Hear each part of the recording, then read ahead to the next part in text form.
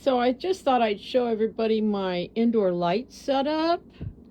If you can see the whole thing. This is a really tight space in here, so it's hard to get everything in the picture. But this is a set of heavy-duty metal shelving that I picked up on clearance like years and years ago. And I got it extra cheap because it was missing one of these metal support bars. And so I just replaced that with a piece of 2x4. That was real easy. And so the shelf doesn't sag up there. So right here, what you're looking at is there's a couple of boards screwed to each other, or screwed on each side, with hooks for my coat and my bucket full of gloves, my headlamps and things like that, because this is right by my front door and I didn't have any place else to put those things. So then 3 sides of these shelves are covered in fly screen off of some really old window screens. Metal fly screen helps keep bugs out in the summer when they're attracted to the shop lights. This unit is about 2 feet front to back and 4 feet long. There are 3 4-foot fluorescent shop lights for each shelf, and they're on hooks and chains so I can raise them and lower them. On the top shelf, I put cardboard to help hold in the heat from the lights and also to keep bugs and things from getting in there. And then this is a clear plastic shower curtain with magnets that the magnets are mostly along the bottom.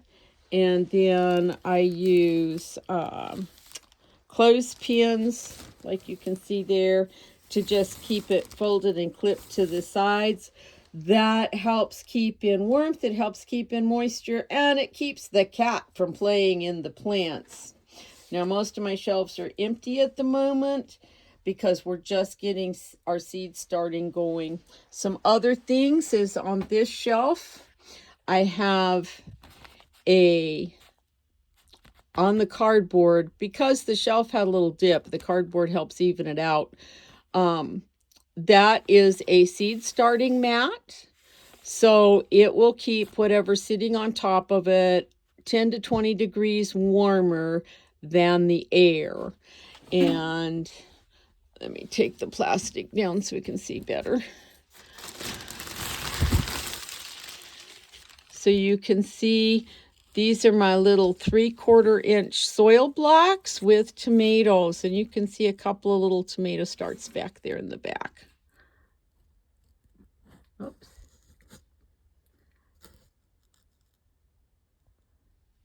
Here we go. And some more over on this tray. And as soon as most of them pop up, we will transplant them into 2-inch soil blocks. This tray has lancenato kale, the big long dinosaur kale, and it's just starting to sprout.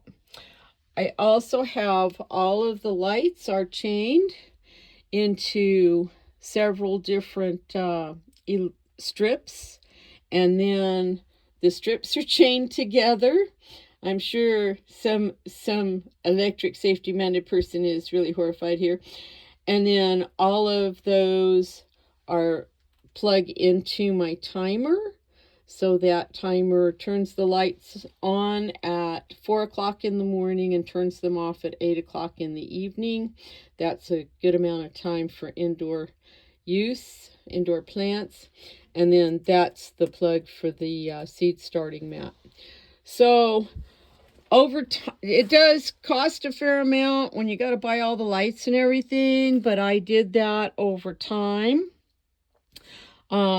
This probably bumps my electric bill $20 to $30 a month during the winter and early spring, but that's pretty much worth it because I can start thousands of plants in here, some that I sell and some that I put in my own garden.